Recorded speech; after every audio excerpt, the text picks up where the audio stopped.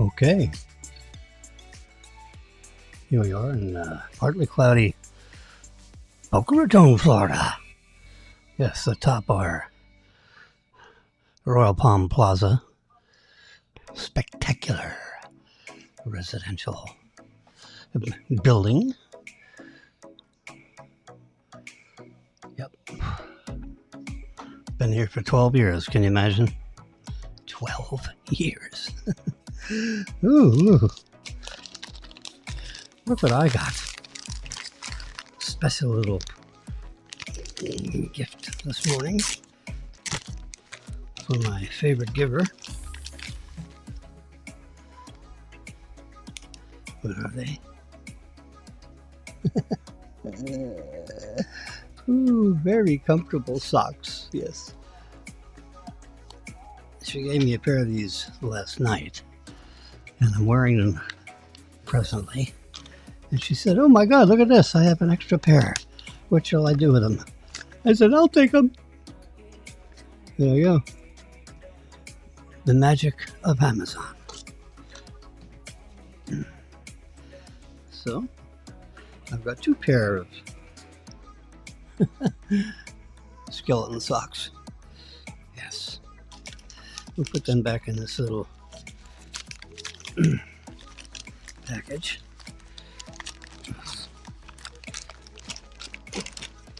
I wonder if they're made in China. Yes, they are. Yep, there we are, made in China.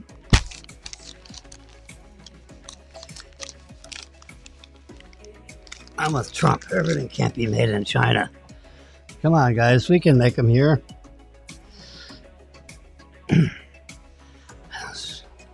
The Chinese are very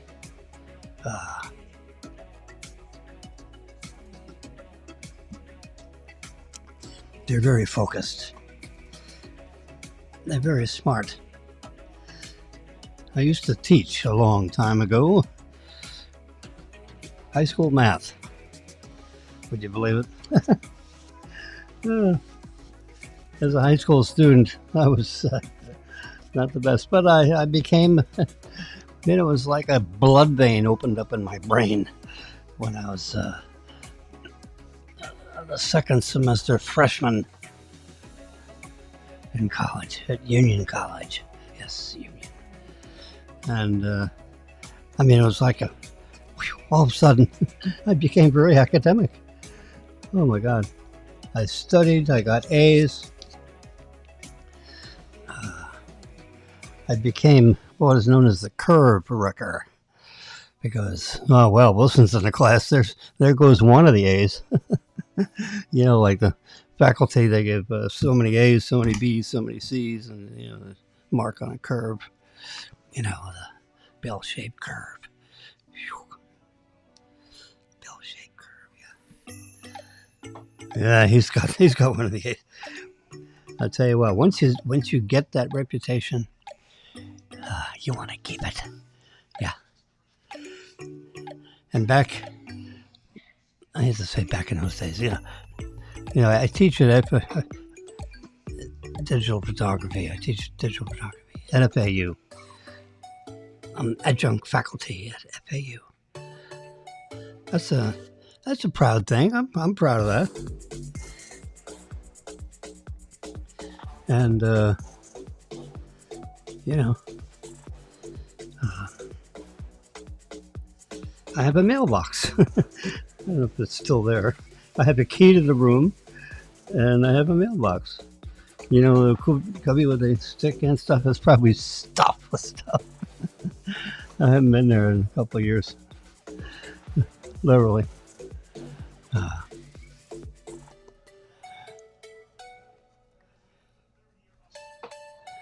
But, you know, nothing's changed. Everything's the same. You know, you got classrooms, you got buildings, you know. Well, I'll tell you what's changed. The kids, they dress ugly now, you know. When I went to college, everyone was, you know, you wore nice shirts and, you know, you didn't go to class in shorts. In the middle of the hot summer, whenever you don't go to class in shorts. you dress up like you're gonna have a nice dinner out. I don't mean tuxedo, but you should look nice. You should look appropriate. Anyway, that's the only thing but everything's the same. The teacher stands up front, the kids are there. You have, now you have computers, so the kid can bring in their laptop and it can be, hopefully taking notes on your topic. I had teaching digital photography is a fun class. I mean, everyone, was totally focused on what I was doing. Yeah. Oh my God. Yeah. And most of the students were, postgraduate. They weren't. Trying to think if I had any. Yeah, I had some undergraduate students. I had some students that were in, 8th grade. My wife took my class twice. She did. Yeah. I mean, it's image editing is it's an artistic kind of a thing. It's scientific and artistic, at the same time. You can, load an application and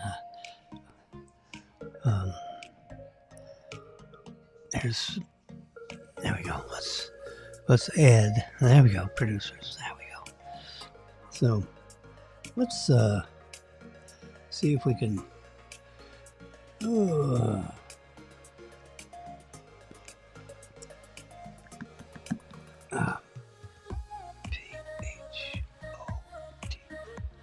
Photoshop. Photoshop.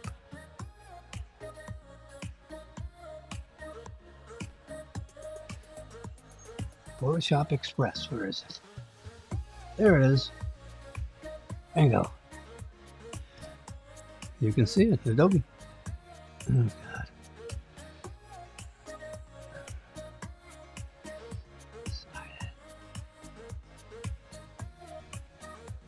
There we go. Get out of the way. There we go. So there's the image editor, the opening screen.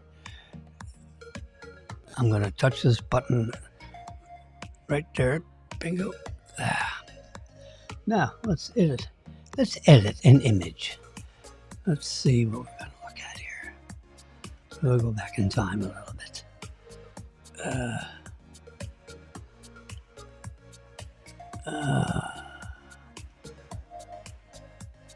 This will make everybody angry. Let's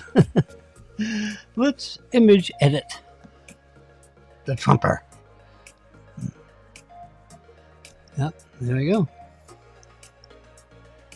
Look at that. She's. I watched this town hall that Faulkner had. The Faulkner Focus. You see Focus behind her head there on the wall. The Faulkner Focus. So the first thing we're going to do is there's a thing called adjustments down here. It's the third button from the left. Push it. There we go. Now you have all kinds of choices. You have light, color, effects, detail, color mix, split tone, vignette.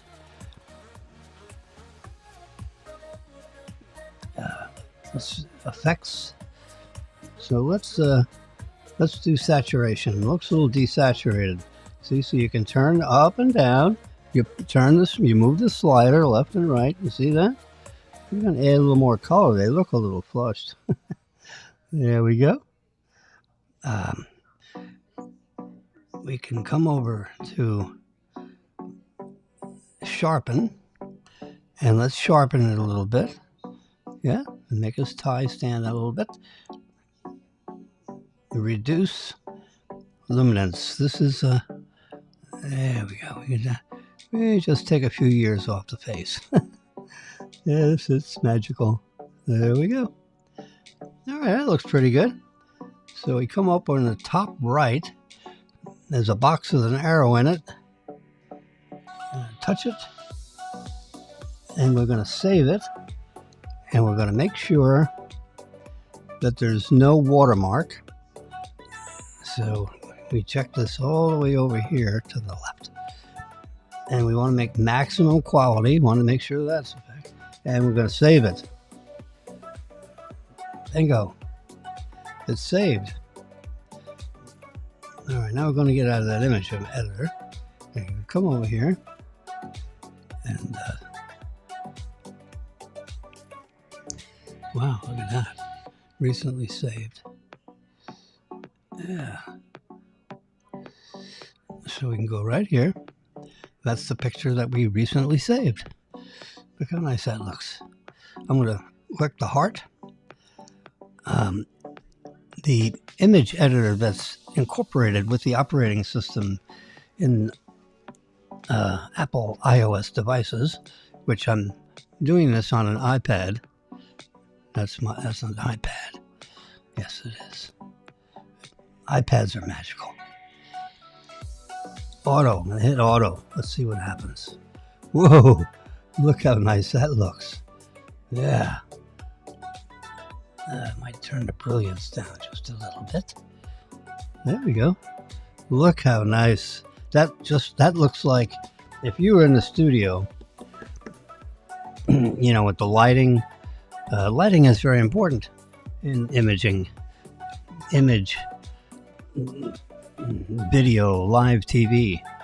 So we've just, if I was taking the picture in the studio while they were doing this broadcast, that's what that would look like. Yep. Let me give you full screen of that, producers. There we go.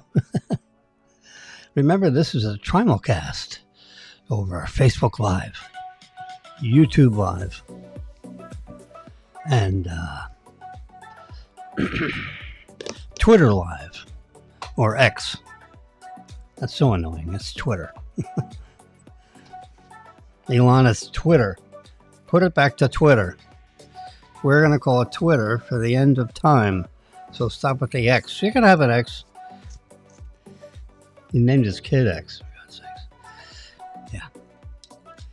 He's real smart about everything except naming things. Anyway, so it's a Simulcast. It's Simulcasting right now across all three of those social networks. It is a live broadcast. You can call me. You see the thing up on the top where it says 416-1100? That's my phone number. 561-416-1100. Yes, you call, I answer the phone. You can text me. I'll look at the text. Or you can just sit back and listen to Jimmy yak. But you can see how the graphics capability of, here's a shot. I took a shot like this. This is not my shot. Someone else took this shot. But I had a Hasselblad 501C. I had a Hasselblad 501. Beautiful little Swedish box. Polished, chrome, stainless steel, whatever it was made of.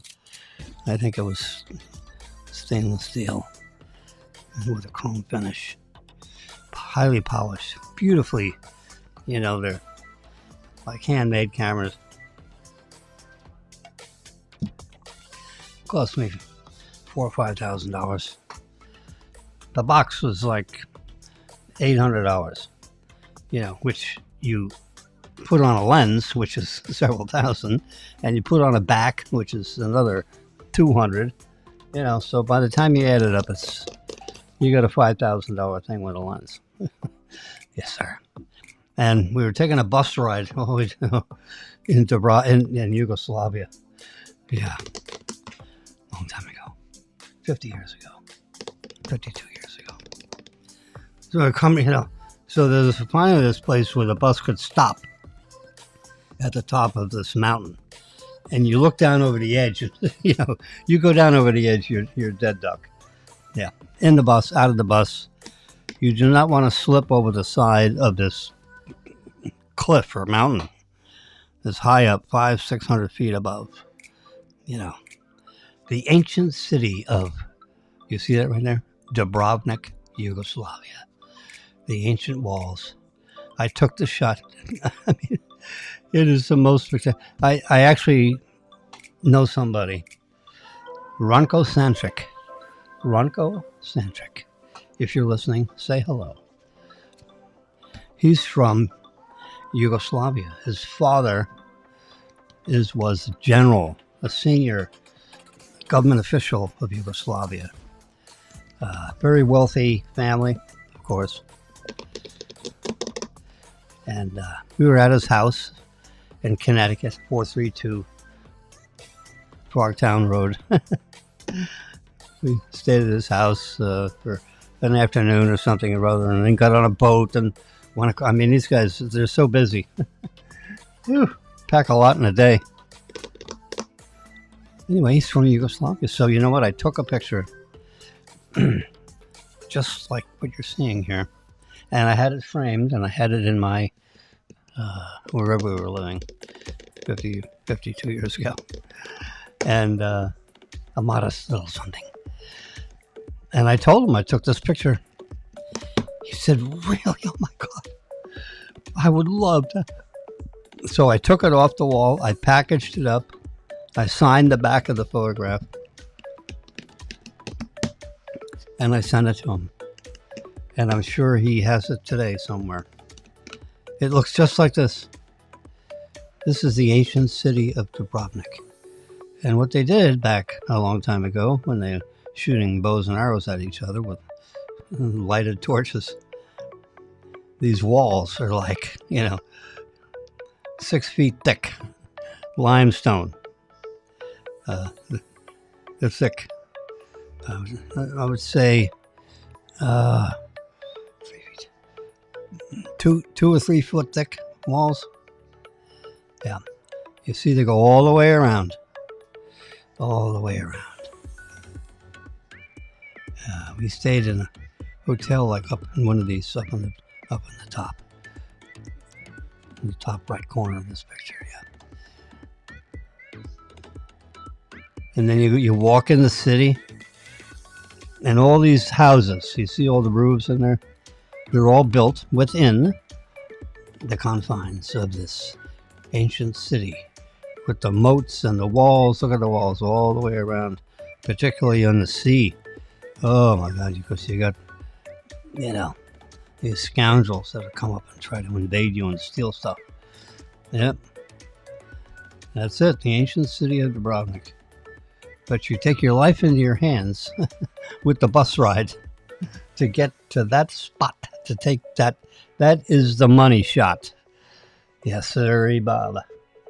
Yep, you're up about 500 feet above sea level. Because you can look at your trusty Apple Watch and it'll tell you that you're 500 feet up. There we go. Yep. Would you add Jimmy back into the... There we go. Yeah. See, I can look at my Apple Watch and I can see my elevation. It says I'm 34 feet above sea level, which is not correct. Because I know we're at least 95 feet above sea level. Perched here on the 8th floor of this 10-story building. On the 9th level of this building, the 9th elevator button, those are two-story townhouse units on top of me. I'm on 8, but up there, yeah, there's a 2-story townhouse above me. And all the way around, I didn't, there's a couple of corner units that are nice. Big volumetric living rooms and so forth. With about 2,200 square feet. Yeah. We're living in a 1,500 foot townhouse. Single level, 1,550 square feet. With a nice balcony,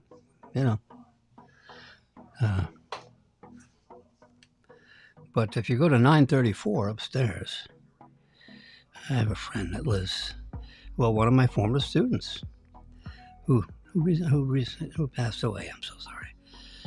Merrill Warner. She was oh my God, she was so interested in everything I knew about digital photography. She took the class, and then she says, James, would you do private lessons? I said, absolutely. Bring your husband, no cost. He didn't come, He's a businessman. Don't have time for digital photography. But his wife was avid digital photography. So we'd go to Sequoia. I said, let's go to Sequoia. We'll meet there at 10, and we'll do a nice little 10 to 11 private lessons. Bring your iPad. I'll bring my iPad, and we'll go through and we'll image edit together. And I'll show you all kinds of, exciting techniques that you can learn. And she was, oh my God, she couldn't get enough of it.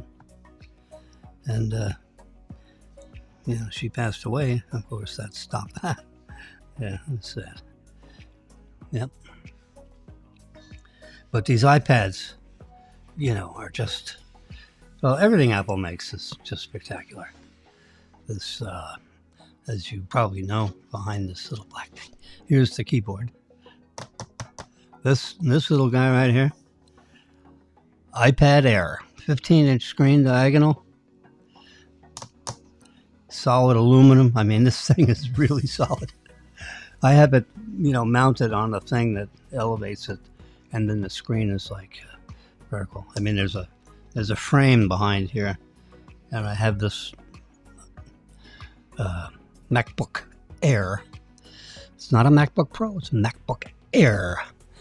M3 chip, 24 gigabytes of unified memory. Get as much memory as your wallet can stand, and 1 terabyte, which is 1,024 gigabytes of memory, which is storage. It's all solid state. There's nothing rotating. There's no heads. It is complete solid state, everything. It runs nice and cool. It's running this Simulcast right now, which is streaming all kinds of things. You see all these wires over here. It's, I wire all this stuff myself. You gotta know what you're doing. There we go. So I got a little separate over here on this, right here. You can open it, see right here. This is a little trackpad that is connected to this system with a Bluetooth. So I can, navigate a pointer, and I can add, I can double click that and look at that. I got full screen there, or I can do that and I got full screen here. I can hit the plus button, then we're on here together. Yeah. The ancient city of Dubrovnik, yes. That was so exciting to see this picture pop up. Yeah. Well, I gave my son Daniel, I had a SIG 365. Beautiful little sucker. We were talking about it, he says, oh, I would love to have a SIG one day. I said, really? I said, how about today? Anyway, so I demounted all these little suckers. These little 9mm are powerful bullets. I mean, you just don't understand how much energy, explosive, the modern technology. Yeah, so I gave him the gun, but I took all the bullets. I kind of like, I specialize in the Glocks. Although I do have, right here to my side, I'll show you. It's in a Colt bag, but it's not a Colt. But it's my special. It's a special handgun. Oh my God. This is a 5.7 by 28 handgun made by Smith & Wesson. And I can undo the Velcro. Let's turn the light down just a tad. There we go. And Velcro here, Velcro there. Oh my God. That's such a... I have the little doodad in here. so that we know there's no ammunition in this guy. Whoops. Let's check the magazine. It is empty. There we go. This goes in there. We loosen the... There we go. Whoops. Woo. I actually know what I'm doing. It just doesn't look like it. There we go. Now we just... See, now it's in the way. It's just an obvious signal that there's no ammunition in this little puppy. Yep. Let's position this a little bit better. There we go. 5.7 by 28. That means there's 5.7 millimeters in diameter. Let me show. I have a little bullet in this magazine, but look at how that looks. Yeah, I have a manual focus on this lens, but you can just you can see it pretty good right there. I can turn the lens. What the heck? Let's give you a focus. Yeah, look at that. That's better. I can stop moving. You see that? Get a little blue tip on it. I'm going to take one of these out of the clip, I think. Now you put this thing on.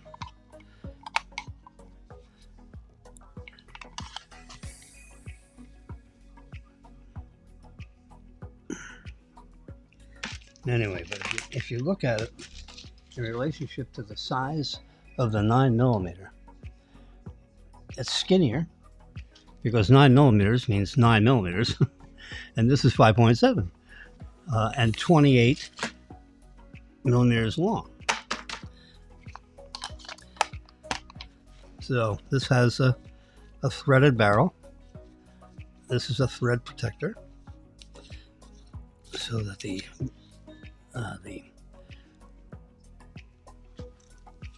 threads on this don't get damaged from throwing this gun in the gun bag or whatever. So you always keep the thread protector on there. I have a silencer that'll slip right on there, which it's not a silencer. They call them silencers in the movies. It's actually a noise suppressor. So this magazine has looks like 12 or 14 bullets in there, and this has same thing, 12 or 14 bullets in there. They're all lined up. Someone comes in here, they're going to get a surprise. So this is since I gave my SIG away to one of our family members, everything I have is Glock except for this guy. And this is super. It's not sub. It's supersonic ammunition. It goes out at about 20. Let's see. Oh God, it's so heavy.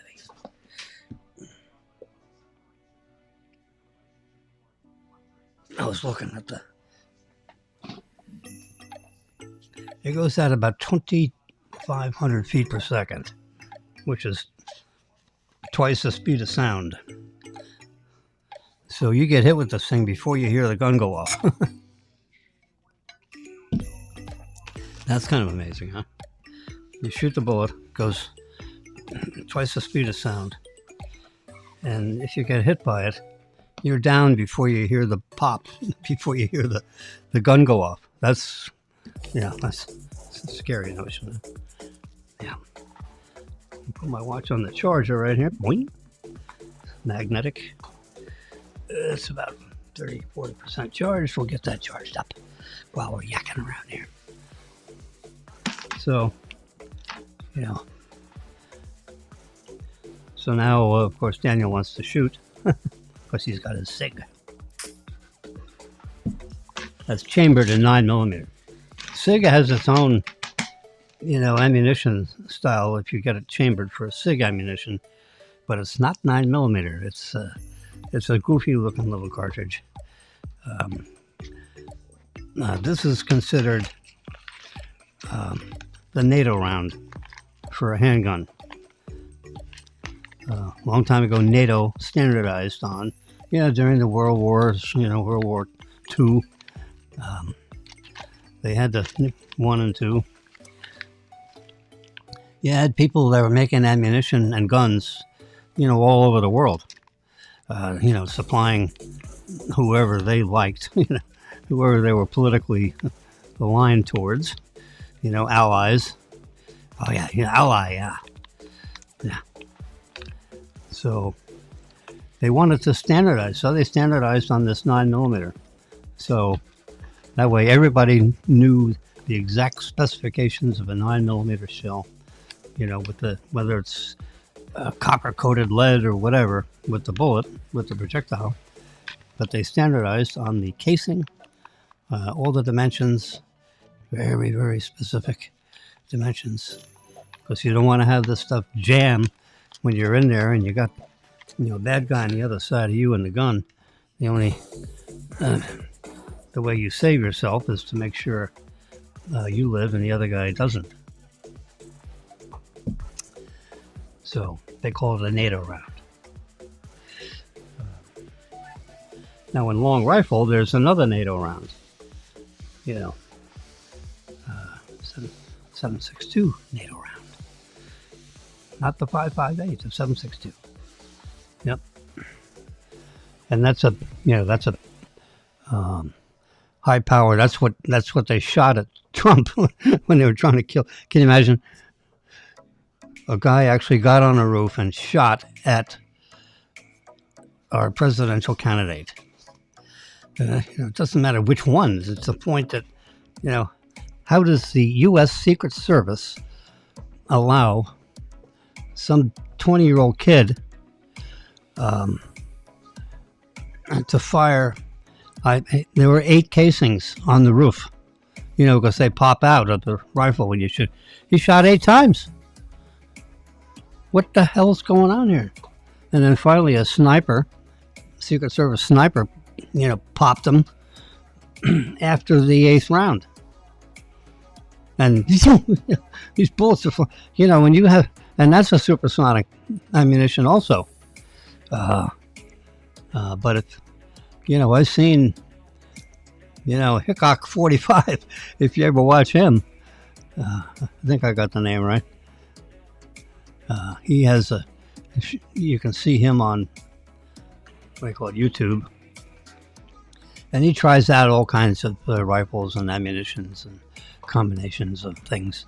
And, when you have just the 9mm, just this little guy, which I just showed you, which is ammunition half the size of the 7.62 NATO round that goes into an AR-15 style semi-automatic rifle. It's not automatic. So you got to pull the trigger, but he shot 8 times at the president and killed somebody, that was in line with the president's torso. It, ripped off the top of his ear, for God's sakes. If it had his head would have exploded on national television, because Hickok, he sets up, these targets, bowling pins and, empty soda bottles, which he fills up with water and puts us. And when these projectiles, hit something, the lead spreads out, and this, the bullet is not only going at several 2,000-3,000 feet per second, but it's rotating because there's what they call rifling in the barrel. So when the bullet is traveling through the barrel, there are these little metal edges that the bullet travels through and gets the thing rotating very fast. So that stabilizes the bullet because it's, it's spinning, not lobbing. It's, spinning in alignment with the shape of the bullet, with the length of the bullet, which is, weighs, 40 grains, 36 grains, 56 grains. Yeah. But when it hits a jug of water, the whole jug blows up. It just completely explodes, So if you hit somebody in the head with this bullet, with the either the 9mm or the, when you see in the movies, there's a nice little hole in the front. Yeah, baloney. When the bullet hits you, it explodes. There's not like an explosive charge in the bullet, but particularly if it's a hollow point. So there's in the end of the bullet, it's hollowed out. So the bullet is slightly lighter, but as soon as it hits something like meat, the bullet separates, and because it's spinning, and because there's so much energy with regard to, you multiply energy is mass times velocity. E equals mc squared. Remember that, Mr. Einstein? Yeah. Energy equals E equals mc squared. See? Yeah. So, simple equations. Drastic results. So, these bullets and rifles and things that people, there's wars all over the place. There's like 400,000 or 500,000 Russians and Ukrainians. They're killing each other because Putin wants the Ukraine property put back into the Soviet Union. There isn't a Soviet Union, but there will be. Now it's just Russia because, you have all this modern Russian revolution stuff, and Putin, he wants Ukraine. And, so Trump, if he gets in office, he's going to be, first thing he's going to be doing, he's going to be calling Putin and say, stop, 4-letter word there. And they speak English, They speak Russian when they do their, news conferences in Russia. But they can have a nice conversation in English. And they do when the president gets him on the phone or if he comes and visits or whatever. It's good to be, you need to have communications with these world leaders because they manage and control a lot of people, a lot of weapons, a lot of armies. It's like war games, But this has got, it's got to stop. The Ukrainians are now missing a whole generation of young men because they're dead.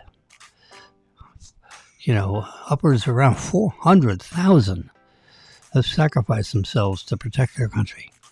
And they're doing a good job of it because they're holding off, a world power. And Ukraine is not exactly a world power. Now, we're helping them, not with manpower, but with ammunition, munitions, guns, cannons,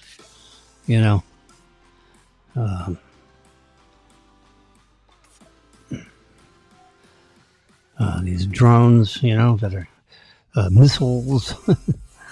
Yeah, well, every time you see one of those missiles goes off, that's $35,000.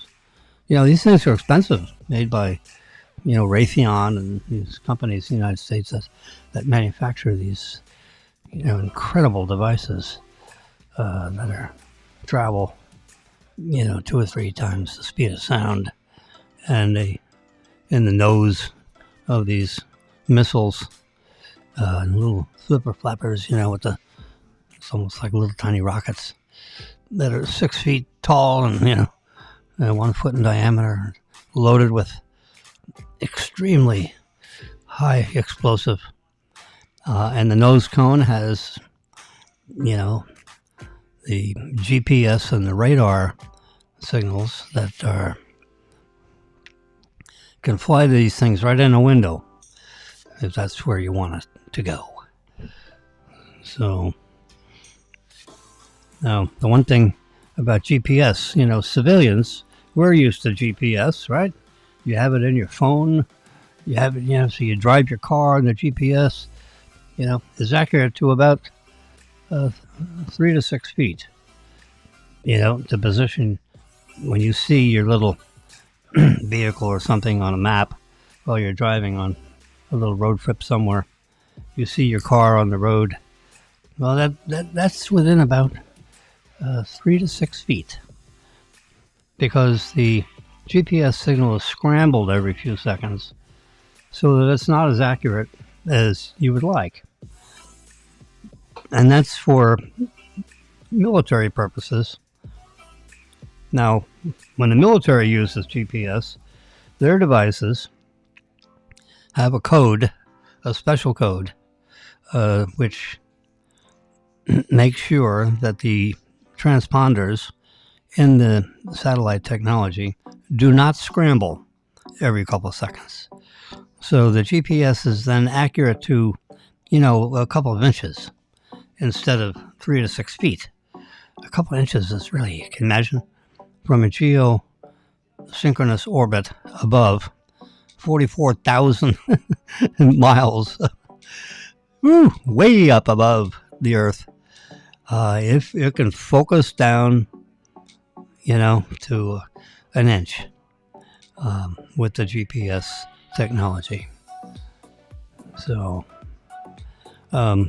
anyway, so for civilian use, we don't have that little tick mark in our software. So the GPS is good for 3 to 6 feet. They would just let it be accurate because, what the heck? The explosives are so dramatic now. It's, whether you're 3 feet one way or the other doesn't matter, because when that thing explodes, everything gets scrambled. The shockwave from these explosions, it's not like a firecracker.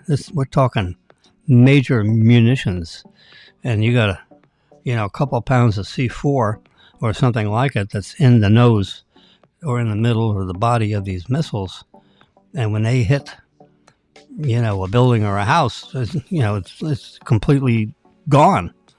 It's just, and they're designed so when the missile comes down, it penetrates through the first floor, second floor, third floor, the roof, gets down in the basement, and then it explodes. And so if anyone's hiding in the basement, they're scrambled eggs.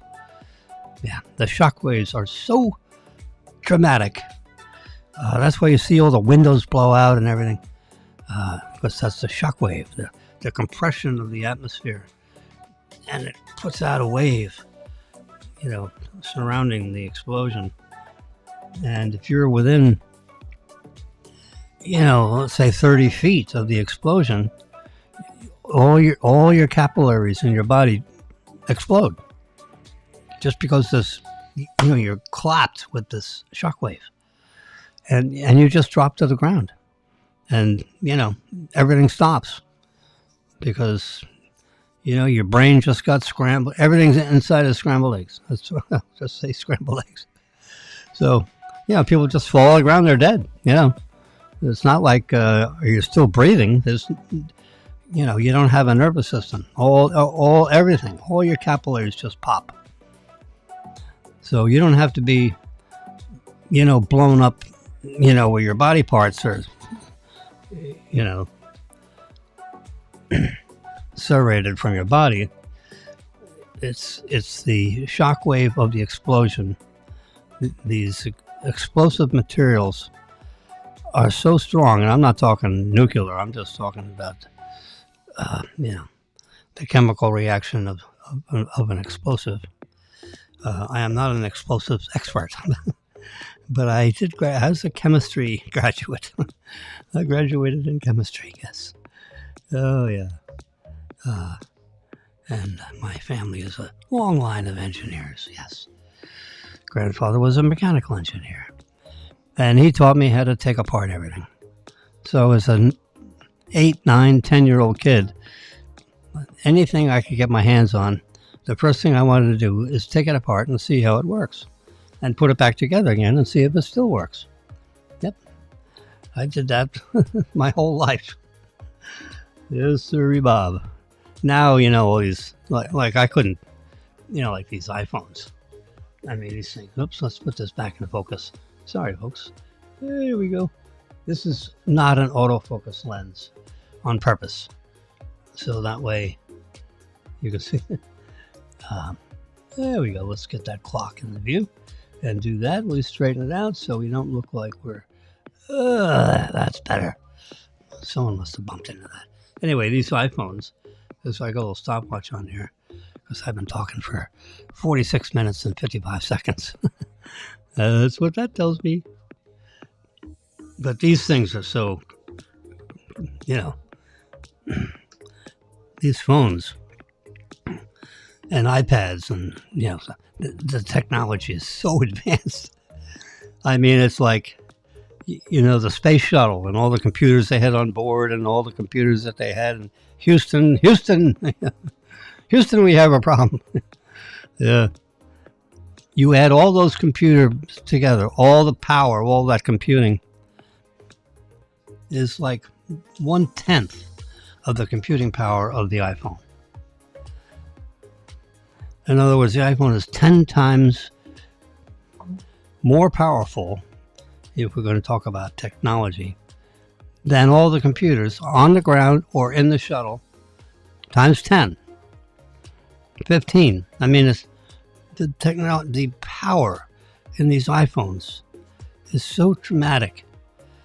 They are like incredible computers with cameras and voice and text transmission capabilities and getting into the cellular network and all that technology. There's a lot of technology involved with the cell system. I mean, it's unbelievable how much goes on with that, which I don't want to bother talking about. It would take up the whole show just talking about cell technology. Yes, sir. And I read all about it. You can bet your buddy. Yes, sir. I like to stay informed. Oh yeah, that's my. Sorry, what's in this bag? It's my socks. I got another pair. I'm wearing a pair, and Marilyn just gave me another pair. So now I have 2 pair of skeleton socks because it's coming up to the Halloweeny. Yeah. Anyway, these MacBook Airs are unbelievable. I'm having lunch with a good friend of mine, Mr. Bill, and he built a world-class 217 unit residential apartment building, rental apartment building. And someone that we know, investor, bought it for like $120 million, something like that. And he wants to condo convert it. And he said, we're going to get going on it in 2025, which is not far away. This is the end of 2024. We got an election coming up in a couple of weeks. See how what happens there. And so anyway, we're having lunch on Tuesday at our favorite spot, Houston's. And he's going to tell me the latest news on what's going on. So I'm going to get ready. I have to get some, software put together and start building the apartment building, in the computer, with apartment numbers and all that. Get a list of all the addresses and, strip out the building so that, we have several tags on each unit. the unit is vacant, or the unit is leased and the lease is, up whatever the expiration of the lease is. Did we send them notice, of the conversion? Because the occupant with a less situation is a lessee. They have rights, and they have the right to buy the unit at whatever price we're going to offer it to the public at. And if they want to buy it, then fine. We issue them a contract, and then they sign the contract. And, so you got all these steps for each unit. So we're going to keep track of that, on a computer, and have some convenient software so it's easy to update as things happen with all 217 units. And, you get the square footage and all this, and so based on the conversation we're going to have Tuesday, which is a few days from now, 4 days from now, I have to start getting my brain. There's going to be a very small team of people that are going to handle this condo conversion. And Bill said, you're on the team. It's going to be a very small team. And we'll be paid. And anyway, so I want to get my computer stuff up to speed so that when we actually start, I'll be ready to go, with a preliminary package, that's visible, printable, visibly attractive. You have everything. I like to make things look good. What the heck? It's a couple $100 million deal, so that's not chump change. $200 million. Yeah. So there'll be like 5 or 6 of us that are dealing with this. I got the idea there were 5. Bill, myself, and 2 others. That's 4. And I think there's another person. That maybe.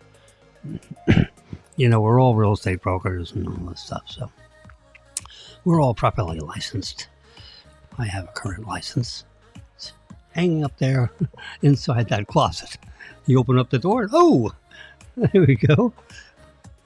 James Wilson, real estate guy. Yeah, broker for 25 years. Whew. Every 2 years, you got to take continuing education, which of course I do. Which I did. I have. And then send your test results in, and then you get an instant scoring. Yeah. I haven't failed a test yet. Oh, boy. But I don't try to get 100 anymore, It's in the 90s, that's good enough, Because there's always like 30, I'm going to say 33, 34, 35 questions. You can only miss 6. If you miss 7, then you're under 80 and you fail. It's pass-fail, pretty much. They give you the score, but you're either over 80 or you're under 80. You're 80 or above or you're under 80. If you're under 80, you fail. You can take it again. The tests will be all different, Anyway, when you take these tests, there's 33 or 34 questions. And some of them are a little, ambiguous. They're always trying to screw you up. And, you just read them, and you got the, multiple choice, generally. And it's a little... Anyway, so I'll go, they're like 4 or 5 like that. So when you can only miss 6, and you got 4 or 5 like that, then factually you can't miss, more than a couple of others. So you better get everything that you can factually support. You better get the right, A, B, C, D, E. I think there are 5 choices in these multiple choices. So that means, you have to be a lot of precision on 30 of those questions. Because, the 4 of the 34 are, screwy questions that are ambiguous, and, what do you mean by that? And, it's a paragraph that you got to read and comprehend and all this stuff. And there's always some hair on these questions. So, and you can spend a half hour on each question, trying to whittle through the hair, to try to get, a correct answer. And, there's only one correct answer out of the 5 choices. And the answers are a little hairy. What do you mean by that? So instead of spending an hour on each of those 4 questions, and they're scattered somewhere in the test, it's not like they're all at the end. So you have to, so I want to knock off 2 of those. If let's say they're 4, you can tell where the hairy ones are, because when you study these materials and you can go through the test, in a couple hours, let's say 2 hours. And when I get to the one with a hair on them, I just circle the whole darn question. And I just keep going through the test. I've read the, those 4 that I've spotted throughout the examination. So in the back of my mind, the wheels are turning, so to speak, as I'm going through the rest of the test.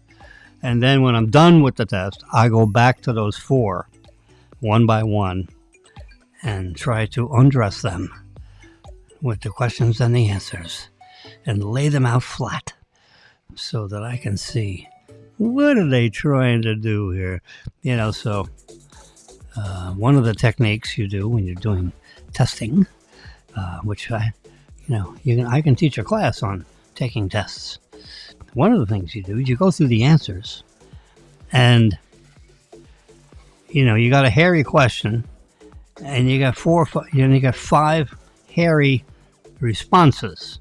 Now only one of them is right. Well, this one can't be right because it's it's got it's black and white instead of red and green.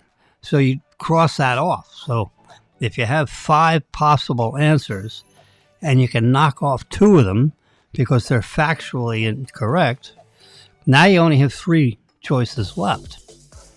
So even if you just did it randomly, at least you got a 30% chance of winning the question rather than a 20%, because you've got 5 possible answers and you're just guessing now. You got a 20% chance of hitting it right, even if you don't even know what you're talking about. But if you can knock off 2 of them, now you got a 33% chance of success, even if you don't know what the right answer is, because you only got 3 left, but you can knock off 2. And if you could knock off 3, then you only got 2 left. Now you got a 50-50 chance of winning that question, even if you don't know what you're talking about. So that's a technique of taking tests, is if you don't know the answer, try to mark off the ones that can't be the right answer because of some factual thing that you can see. Yeah. And that's it. You can knock off 2. So if you've got a 5, all these tests are usually 5 possible choices. So if you can, 1 out of 5 is a 20% chance. So that means you got an 80% chance of missing the question. If you're just talking probability and statistics, 1 out of 5. It's 20% win and an 80% chance of that you're not going to get the right answer, or, with an arbitrary selection of A, B, C, D, E. But if you can, that's 20%. So you start off at 20%. You can knock off 2.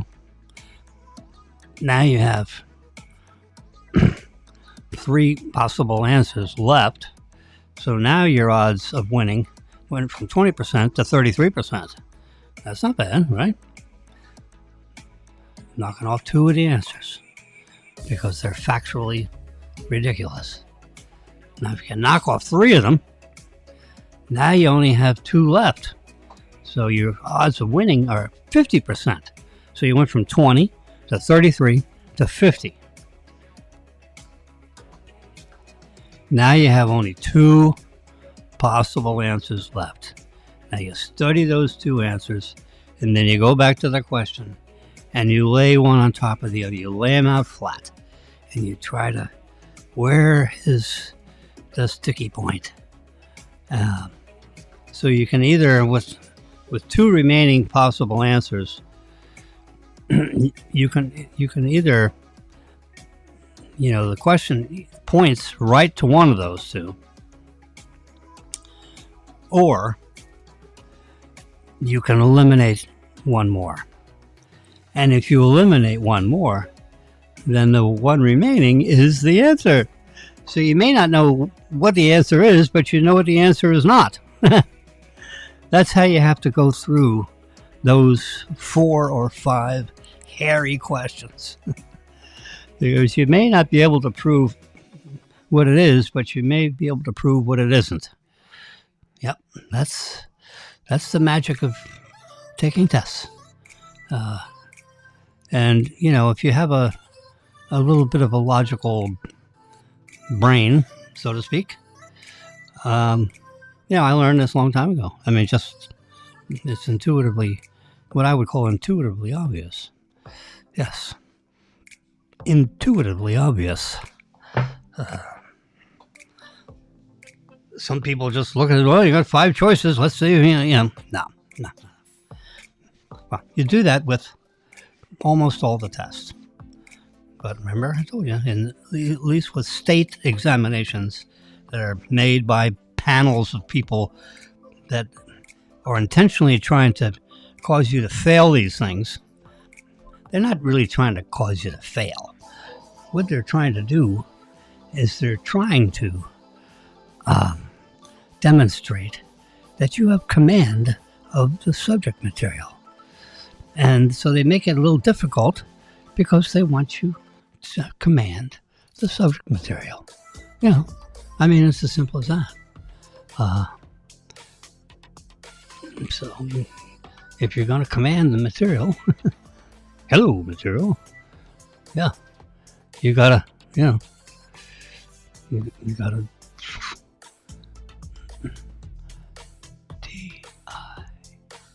I'm trying to get a little display up here of this. That's boring. Not having something there.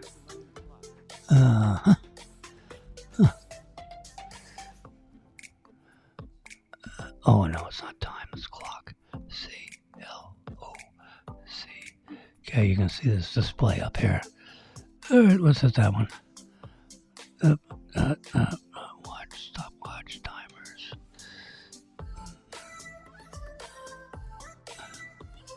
I don't like that display. It's a world clock. I don't want a world clock. All right, there's a way to. Boom, let's set that one. No. All right. Well, that didn't work. Let's change that to clocks. Yeah. There we go. It says you want to download it. We're downloading it. You can see, you can barely see up there. But when we get this, and I see that 11:02, 03, 04. There we go. We want a nice round face, and we're going to turn the. There. That's better. These are all old iPads. I got them all spread out over here so I can do, 7 things at once. I got my soundboard over here, and you can just see some of these colored guys. This one here, this first one controls the volume on my headphones. Then I got some sliders here. I can turn up the music. I can turn it down a little bit. The background music when you're streaming, by the way, if you're wondering, hopefully that epidemic is not too loud. I set it right about there. When you're streaming, you're sending out a signal into 3 different social networks, and you don't want them to drop out. And if there is a time, you have this time continuum of sound, audio, and video that's going out over these 3 social networks. And it's a live broadcast, by the way. It's a simulcast, but it's actually a trimulcast because it's going to the 3 social networks simultaneously. So you can see up in the ticker tape that's going across there. Welcome to Jim Wilson's Live Simulcast, broadcasting on 3 social networks. YouTube Live. My handle is the @FAU4U, standing for Florida Atlantic University. And it was a cool thing. I picked it up. And no one else can have it, just me. FAU4U. Facebook Live. The @FAU4U. Now, Twitter shut down my account for some unknown reason. They say, you're suspended. I've been suspended, like for 2-3 years. So I had to start another account, Jim W5596. God knows why I picked that. So anyway, so if you do FAU4U, you can find all my broadcasts on YouTube Live, Facebook Live.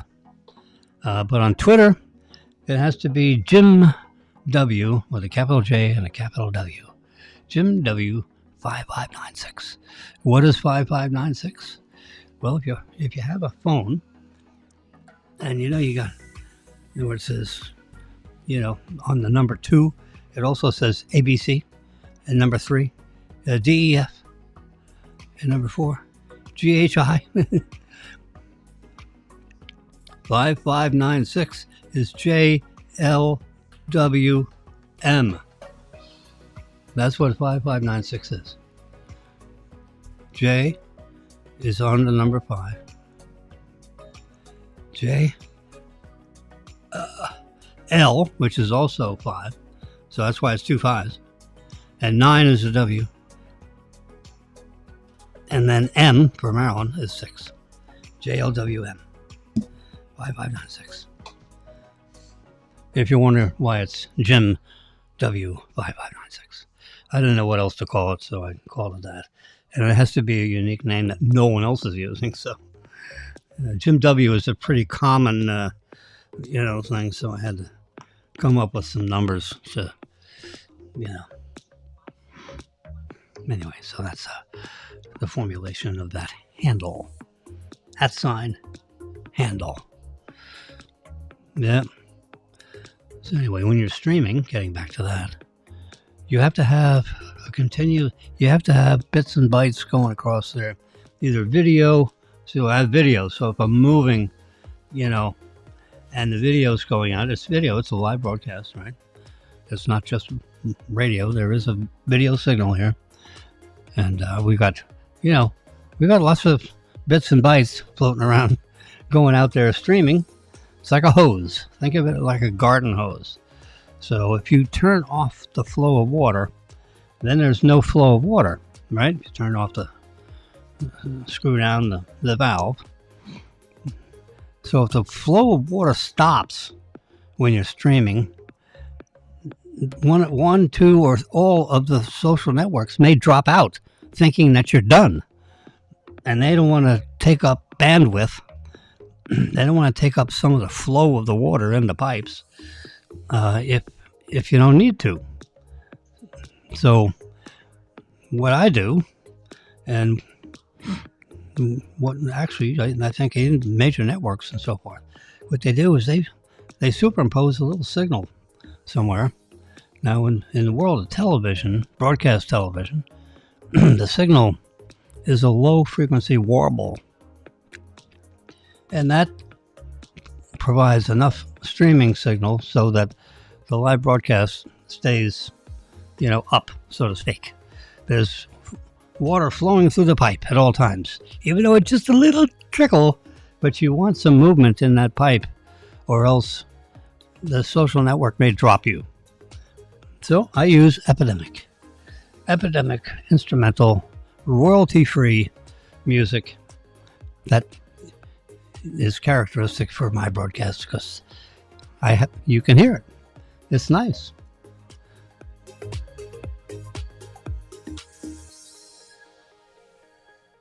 It's really very. It's like pretend you're in the doctor's office. You're in the lobby, and they have the music in the background, well, this is some of that music. If I had a doctor's office, this is the music I'd have in my background, so that people could just, it's nice, happy, upbeat kind of, yeah. Anyway, so that keeps the signal alive when you're streaming. And then my big mouth provides enough signal otherwise. Yes, sirree. Yep, you got to be a talker if you're going to be on talk radio. There's a stunning picture of Taylor Swift. Nice. Doesn't look like a very comfortable outfit. She's got it zipped up and squeezing her units. I was talking about battery charging. Let's change the topic. Lithium-ion batteries. When they're contained in your phone. They're contained in my MacBook Air. Lithium-ion, flat cells that are behind the screen in the iPads. Same kind of batteries, smaller though, inside the iPhone, as opposed to the battery that's on this sucker, which actually comes off the back of my brick. This is actually a working brick. Yep. The mobile phone company sold me this battery. They cost, SNN 4009A. See it right on there. These cells are nickel cadmium. 7.5 volt nickel cadmium. You can probably buy these that are lithium ion somewhere, and they slide right on this. It's amazing. And when that connects up there, if I try to turn this on, which is the send button, see if it wakes up at all. I doubt it. I think that nickel cadmium is not charged.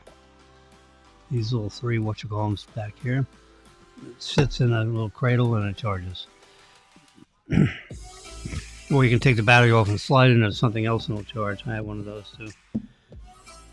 This phone was $3,750. Can you believe it?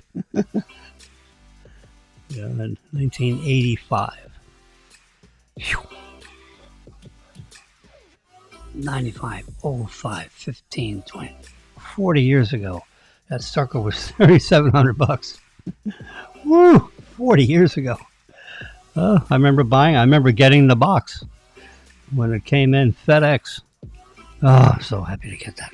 I got one for myself and I got one for my business partner. We both got, $7,000 or $8,000 for two phones. Plus you pay another $500 for the car kit, of course, where you can slide the phone in this little doodad that connects into your battery and your radio system, so you can be like hands-free when you're in the car, and tell the device to call this or call that. And back then, when you talked on the cell phone, this is a cellular phone, but it's not a digital cellular phone; it's an analog. So I don't even know if it would log into any of the towers these days, because everything's digital as opposed to analog. Anyway, 37. I couldn't, and they didn't get. You don't get upgrades. So when a new phone comes out, you just, you change the number from that one to your next one, and you have a souvenir. So I kept that. I kept this. What the heck? It's a $3,700, trophy. You can go online right now and buy them for like $300.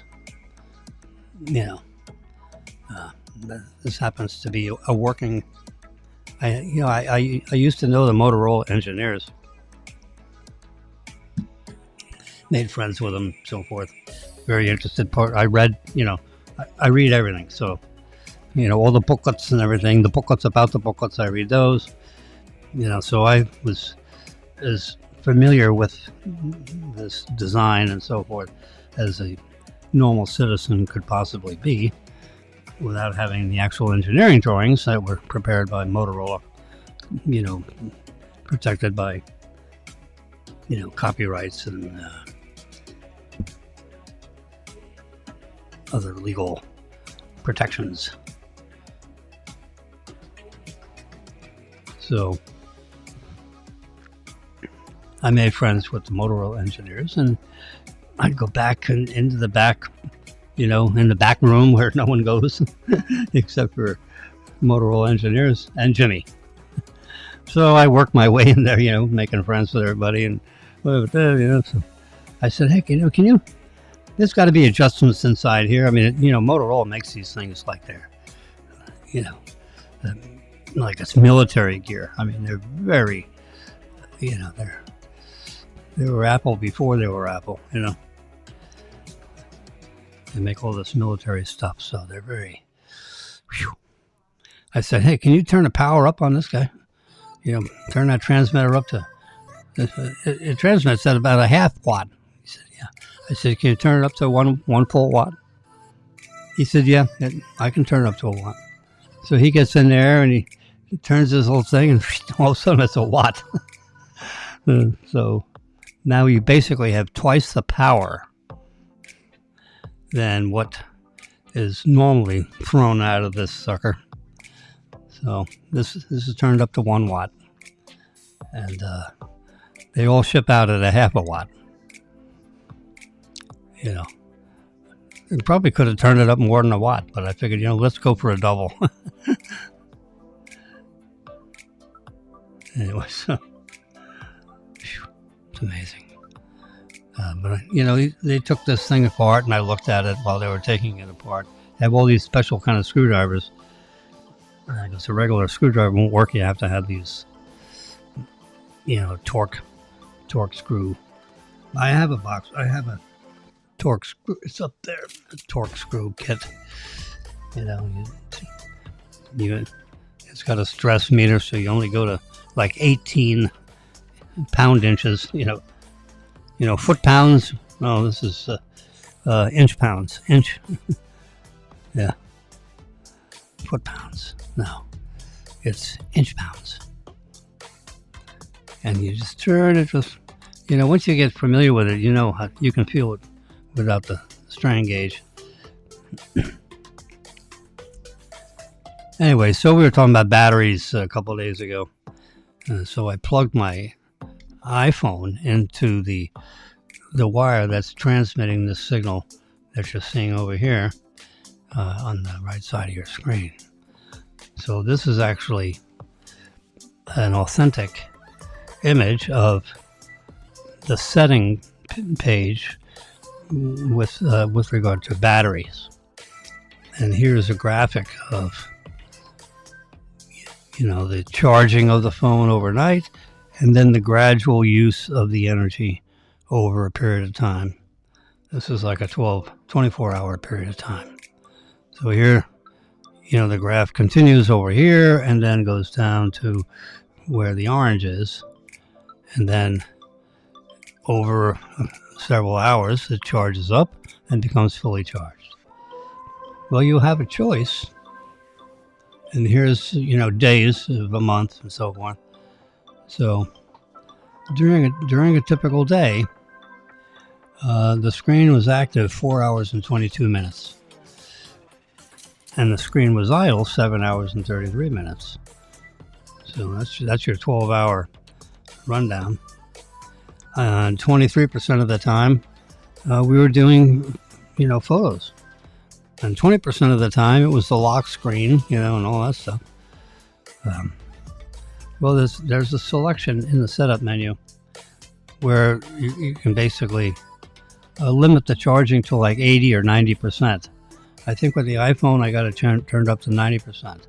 So go up to 90% and we'll charge above that level.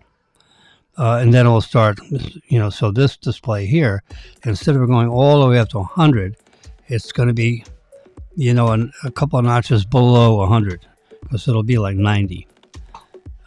That's what I'm doing. And there is study that demonstrates if you want to take care of your batteries. Nice battery, we don't want you to fail. Don't charge it to 100% all the time. There's actually a setting where you can actually select a percentage. So I went to 90. In the iPads, I think it's don't charge past 80, and you have a choice, yes or no. With the iPhone, it gives you a little more flexibility. So instead of 80 or 85, I went to 90. The analyses that I've read, engineering reports that I've read, say that you can go to 95%, actually, and there'll be no battery degradation over a period of years. If you go to 95 and then use the battery, and it gets down to 50, 40, or 30% or whatever, and then you charge it again, it goes up to 95. But if you go past 95, the battery starts to degrade. And there are things called dendrites. And dendrites would start to form because you're essentially like overcharging your battery, even though you can't go over 100%, but since you're jamming it with energy right up to the maximum of its capacity, you end up over time degrading the chemistry within the lithium-ion chemistry. So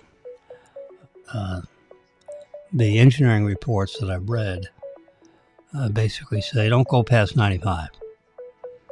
And if you do, then your battery will last a couple years longer, like 4 or 5 years.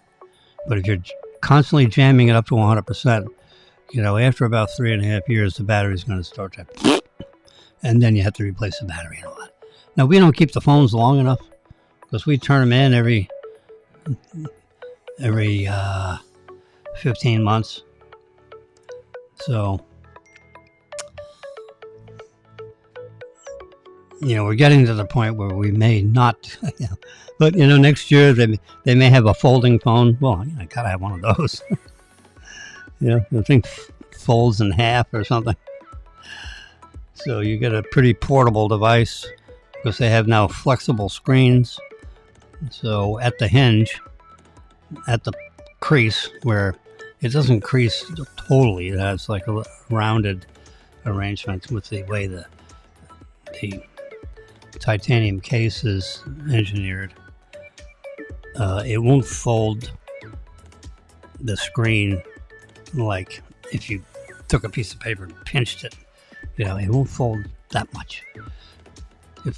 It folds with like a curve, and the radius of that curvature is probably like a couple of millimeters, but it's not a half a millimeter, it's a couple of millimeters. So you won't put a hard crease in the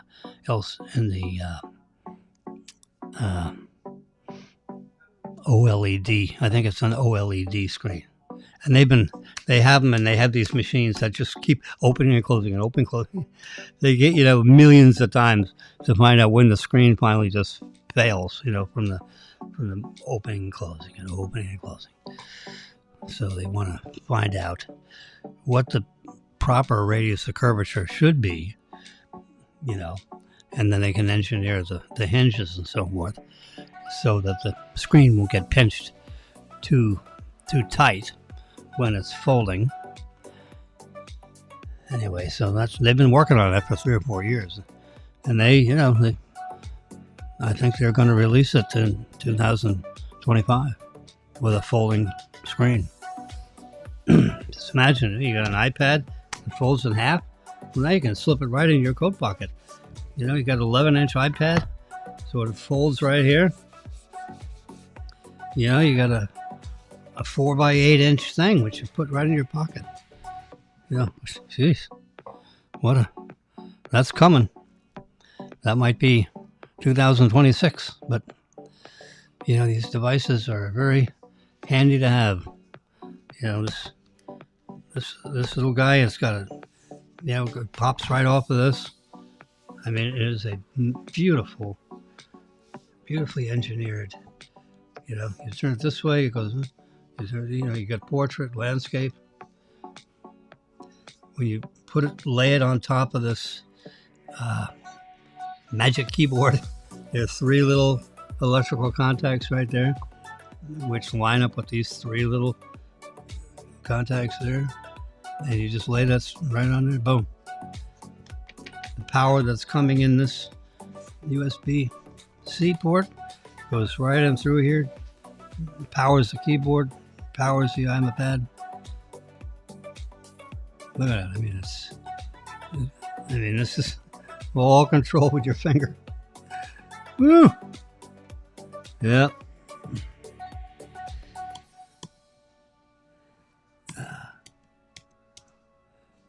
So,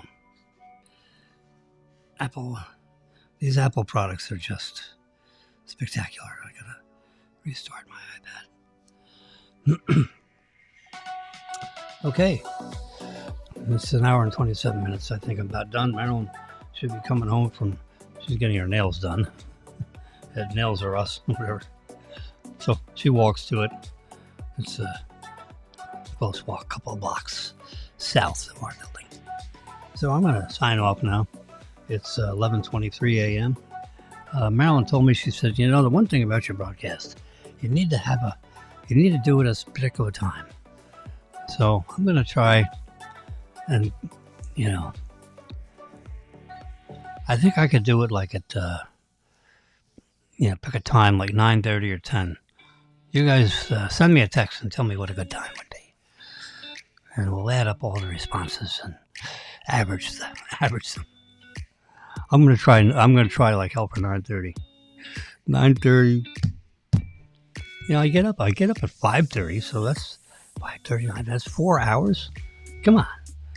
How much preparation time? I want to read a lot of stuff, so that when I have a conversation, it's an informed conversation. And here's a whole story about the charging to limiting to 80% rather than 100%. There's a whole article here, which I read, twice. There's the charging port. Yeah. This reverse pinch. I mean, it's amazing, huh? Jeez. Yeah, I'm really delighted with the technology that we have. Glad I'm on this planet long enough to, be able to experience all this. Here's Tim Cook. He's talking to former President Trump about how he's getting hammered with the European Union, and they're trying to hammer him for, billions of dollars in what they call unpaid taxes. And Cook says, baloney, So, because Ireland had a very favorable tax rate, Tim Cook created his accounts in Ireland. So he would be pinned to the Ireland tax rate for stuff that was going on in Europe, which is a lot of stuff. I mean, they sell, tens of millions of homes in Europe and in the countries in the European Union. Well, now they're trying to hammer him because he didn't pay enough tax. Well, he did pay enough tax. He's paying the tax based on Ireland, not Germany or whatever. So he's leaning over talking to hopefully our next president, saying, Donald. I don't know what they call each other. I think Trump called him Mr. Apple one time instead of Tim Cook. It was something like that. He just, I've done it myself. So, you just get talking fast, and sometimes the names come together. Anyway, so Tim Cook has hand motions here. He's definitely got Trump's attention. You can see Trump has got his ear leaning right over there to Mr. Cook. I mean, it's amazing, with these senior people in these senior spots. You know, they know each other like, I know Bob, He knows Tim. Oh, yeah. We were on the phone the other day. Can you imagine? These guys are managing hundreds of thousands of employees, selling literally billions of phones throughout the world. There's several billion of these phones out there. Billions. It's not the first phone. It's one of several billion. They send out a signal to update stuff. It's 2 billion devices. I mean, it's like, wow. You better be right when you send out that signal, with an update of the software or whatever. And the operating systems in these phones is, spectacular. It's, you can't crack the phones. They have to, if the FBI or whatever wants to get inside of a phone because they've just locked up, some scumbag and he's got an iPhone, the FBI can't get in it. But the Israelis have figured out how to unlock an iPhone. There's no passkey. Tim Cook and the board of directors 4 or 5 years ago had a board meeting, and one of the topics in the board meeting was no backdoor locks. Because if there's a key to get in the back door, it'll get stolen. It'll, no matter how big a vault you got, someone's going to get that pass key if there is. And so they decided at the board level, no backdoor software, nothing, no. If they got a really complicated password, and it's 1 in 100 billion on how to get into that password, and it takes you 34 years to go through all the combinations, based on the fast machine rates of today, then too bad. It's going to take you 34 years to crack the code. But Israel, I swear to God, Israel has a device, a computer, and software, and connections, into the plug back here, where you can crack the iPhone. You can buy the package for, $5,000 or $6,000, and then you can crack into any iPhone. But it's $4,000 or $5,000. It's a package. You can buy it. You can buy it online right now. And the FBI actually paid this Israeli company several $1 million to crack into, Moussawi's phone, or, whatever, some scumbag's phone that they got locked up. Yep. They charged him over $1 million to get in that phone. And then a few years later, they came out with a package that you can buy. And you can crack if you want to spend, it's like $10,000, I think. And then you can open up a phone. So, $10K is a lot of money. No, it's not a pass key. It goes through steps, and you can louse up the phone. I have my phone set, so if you only got 10 guesses, that's a password. And my password is, like 13 characters long. Or 11 characters long. Yep. So if you do the probability of characters, all the alphabets, the numbers 1 through 9 plus 0, and, all the capitals, the tildes and the at signs and the pound signs and the dollar signs, percent sign, all the ampersands and all that. You add all that up, it's, there's billions and billions of different combinations. Well, when you got 11 of them, it takes, what I remember reading, 34 years at the machine language rate to crack your code. Anyway, with that, I'm going to sign off and say goodbye.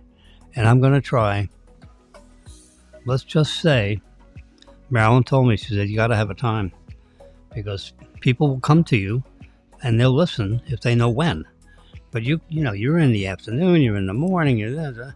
All right, I'm going for 9:30 every day, Monday through Saturday. It's going to be 9:30, 9:30 to 11. Let's say an hour and a half. I'm an hour and 35 minutes right now, and counting. It's 11:32 a.m.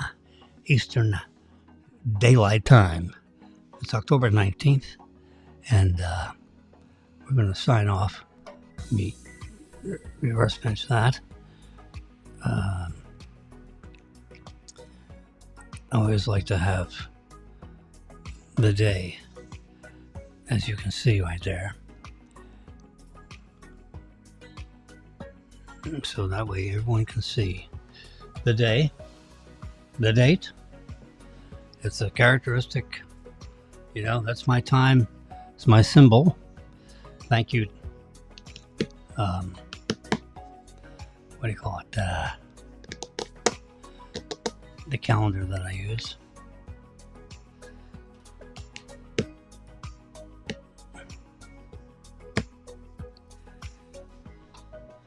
And with that, let's sign off. I'll see you. Am I going to do a Sunday show? I don't know. We'll see. Definitely see you Monday at 9:30. 9:30 is going to be my time. Okay? So have a great weekend. No troubles.